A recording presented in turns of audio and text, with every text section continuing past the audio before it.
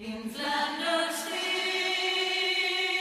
the poppies blow, between the crosses row on row. That mark our place, and in the sky the lark still bravely singing fly. Scarce heard amid the dance below. We are the dead, short days ago. We lived, felt, known, saw sunset glow. Loved and we loved, and now we lie in Flanders fields, in Flanders fields. Take up our quarrel with the foe, to you from failing hands he throw. The trophy yours to hold high. If ye break faith with us to die, we shall not sleep, though poppies grow in Flanders fields.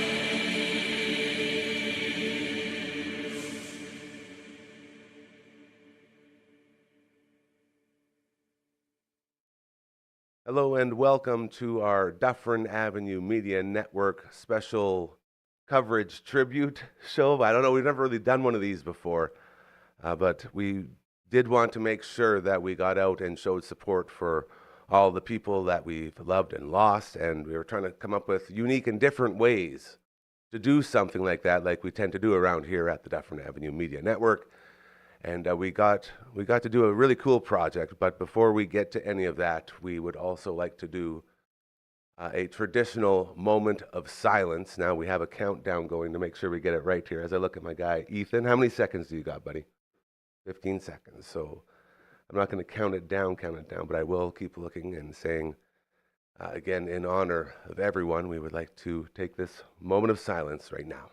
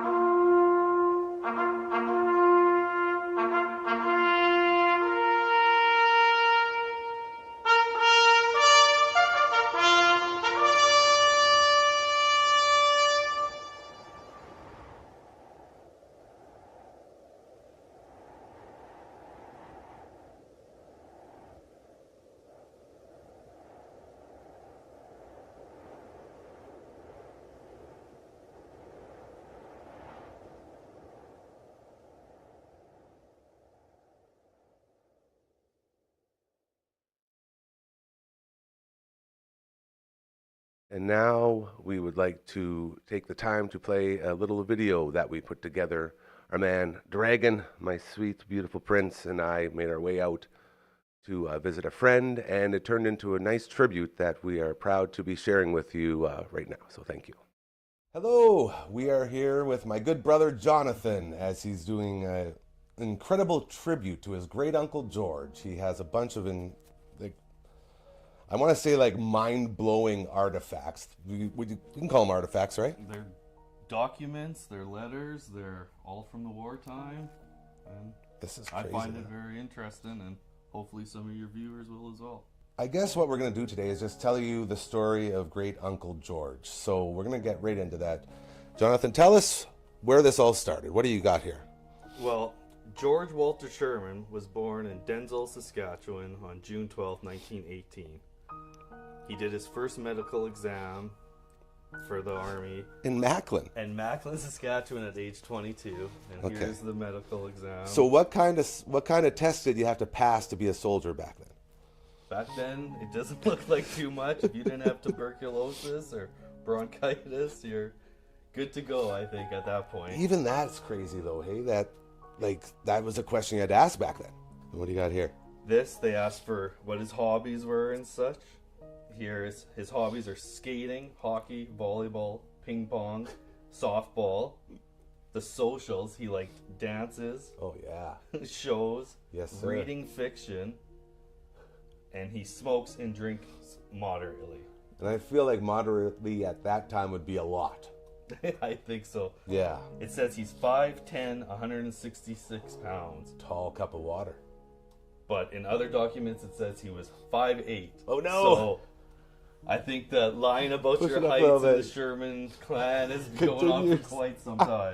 Let's hear your propaganda. Yeah. Oh, that's crazy, dude. All right, so the medical exam was done for great Uncle George, and it looks like enlistment time, training, getting all that set up, and then he arrived in Vernon, BC. So what was going on there? Yes, he became a trade clerk in Vernon, which kept him out of the front lines. the front lines for almost a year, or more than a year. And the trade clerk is the person that sends all the letters out telling the families what's happened About to their members. wounded and deaths. So Like updates everything. also probably something that would have been tough on the mind, even though you're back from the front line, but still probably. Well, and it sounds like he wanted to be on the front lines too. So that guy who wants to be out there stuck at a desk. Yeah. And, oh, man. And then these letters were written when he was working in Vernon. Okay. So this is while he was a trade clerk. Yes. This is the crazy part about all of this. It humanizes the soldier. Well, that's it. I've always known It's about crazy. Uncle George, who died in the war. And there's always been a disconnect from like that and the human side of Because him. you never knew And then that's what I find with these letters so interesting. How, his personality. exactly. Yeah. Exactly. Like he likes to. I'll just read. Yeah, give us a couple lines from these. He goes, "Well, how is my little niece Harriet? I hope she doesn't take after her dad and mom, huh? So you say she resembles me, which is monkey-like? Now, Veronica, you have your nerve. You know I do take a dim view of that." So I think it's just funny that they're going back and forth. And then, by the way, the date on this letter, May 14th, 1943. yes. And then here he talks about, "I haven't found a woman yet, Veronica. You know I'm a woman hater, but then I'm a little slow with them too. Maybe that's it, eh? Ha He says A in there? He says a quite a bit in here. That's a good old Sasky boy. Yes. Oh, that's amazing. So little bit of trouble with the ladies. Yeah. That's where you get it from. And here he's just talking about, well, I finally decided to take a photo of myself, and I think it turned out all right. So decided to send you folks one, and don't get the idea that I'm quite as happy as I look on the picture. I can't understand how I cracked my face like that. Ha. That's also ended up being his obituary photo. Yes. His last photo, yeah. Wow. Great Uncle George has made it to the front lines. Let's go to his first letter that he sent back. So here, he had a couple days off, it's talking about, of rest after he liberated a city, or after they liberated a city. And he got to go to a dance. But he wasn't too darn fussy about it, because their way of dancing and everything else is so much different than Canada. Like, I'm just, what would that be, like Oktoberfest or something, hey? Like, Well, that wouldn't be in Germany. This was in Holland, I believe. Oh, they're in Holland? Yeah. Oh, I guess, yeah, the Or this war one is would be everywhere. France at this point. Actually. Man, I wonder what kind of dancing it They was. can't say the dates. So if Yeah. you see where it says, it'll say somewhere in Holland, somewhere in France, Because the spies will get it. exactly. That's, And he also talks about, on this one, how he also writes how he wants a good cup of coffee the way Mother used to make. so you don't have, your entire family has no idea where you are. They just know you're out there fighting for your country. One of these, he makes kind of a hint. He talks about, if you are watching the news, you could almost pinpoint where I am. Ooh. But so that was a little, yeah. Trying to go under the spies. Exactly. Yes. So this one, he's talking about how he's missing home, he's missing farming. He quote, I would give anything to be doing farm work again. And here, actually, is interesting because he had a chance to work as a clerk again, which would have kept him out of the front lines. No way. But he refused and quote, I wanted a change and I got it. So Yeah. he had his way out of the front lines but didn't take it. Well, he knew how much he disliked the desk work, right? Didn't like the desk work and Oh, that's crazy. And he also spoke German. Both his parents were from Germany, so he would have been fighting his cousins, probably, or like very well could have been. And then this one, it says, this bill of money I'm sending you, which no doubt you will notice is German money, which has been taken from one of the prisoners that we captured. It's equivalent to $4. Of course, you don't have to try to spend it, Veronica, as it has no value in Canada. Ha. I'm only teasing. I know you're not quite that dumb. Ha. So it shows his sense of humor. And this one's thanking his sister Mary for her parcels she sent. He says, thanks a million, Mary. I know how much trouble it is for you to send parcels, but someday I may be able to help you out. He also writes, getting dry is like getting into heaven. The trenches are like a shower bath plus mud, which I will be heading back into soon. Boy, what a thought. But I guess I shouldn't complain, should I? I asked for it. All right, Jonathan, we've now come to the point where Great Uncle George has sent home his final letter. It's fine. Exactly 1 month before he died. All right, let's take us through this one now. It starts with, Dear Ted and Veronica and family, well, by God, I got another letter from you a few days ago, Veronica. So I think I'll have to send you a reply immediately, ha. No, Veronica, I like teasing. I am well satisfied in the way they are coming. I know how it is to get around with a couple of little brats around. I'd sure like to see your kids sometime, as I had 2 letters from different people stating how cute they were. You know, I can hardly believe that. I can't understand it, considering. Haha, of course, if Annabeth does look like her soldier uncle, she must be cute. Ha. Just to have a sense of humor in that, eh? Exactly. I love their... Unbelievable. I love the banter, teasing, yeah. It's a family. Like, there's a human being behind all this. So another thing that I've noticed here from all these letters is the way Great Uncle George signed off. He'd always sign off the same way, hey? Always the same way. Until next time. So goodbye and good luck. Lovingly, Gio. Geo. He took the RGE off and made it Geo. When you're in the thick of it, in the trenches, fighting, you don't have time to write letters like this. So it's just a little card where you can check, I am doing well, I'm okay. So just a little... And so you're waiting for months at a time, and then you get one of those. So you don't get anything else but just still alive. Exactly, which they must so grateful to. No kidding, man. Oh. Because this next thing is what you don't want to get. When you send your letters to Uncle George, yeah, and then you get a return to sender, reported deceased. So that would have been heartbreaking. So those are the two right there. Either you get the one saying still alive, or the one saying not alive anymore. Yeah. Like imagine. Well, they sent the letter to him, and it was returned to sender. Yeah, that's what I mean. Deceased. Because he can't reply anymore. Yeah, which is like, all you want is an update, except for that one. Yeah, exactly. This one would have been sent to his dad, who was also named George. And it says 345. It's very vague because they don't want to give location, spies, anything. So it's 34521. Regrets deeply. Private George Walter Sherman has been officially reported killed in action, 7th February 1945. Stop. You should receive further detail by mail, direct from the unit in the theater of war. Stop to prevent possible aid to our enemies. Do not divulge date of casualty or name of unit. He's dead, and you can't say anything or do anything about it. Yeah, because this is all fluid. It's happening. And how many of those got sent? So that was sent on the 13th. And so February 7th he died. That was sent 6 days after. So pretty on top of it, I would say, considering. Absolutely. None of this is like I could never ever imagine anything like this. It's truly just mind-bending. No, it really is. Now this is really interesting to me here. This is basically a map of where he went. It's a map of the March of the Cameroon Men. So what's this thing here? He was a member of the Queen's Own Cameroon Highlanders of Canada. Wow. And it has not only a map, but it actually has the story of what their battalion did. Yeah. Like it has the whole... This is...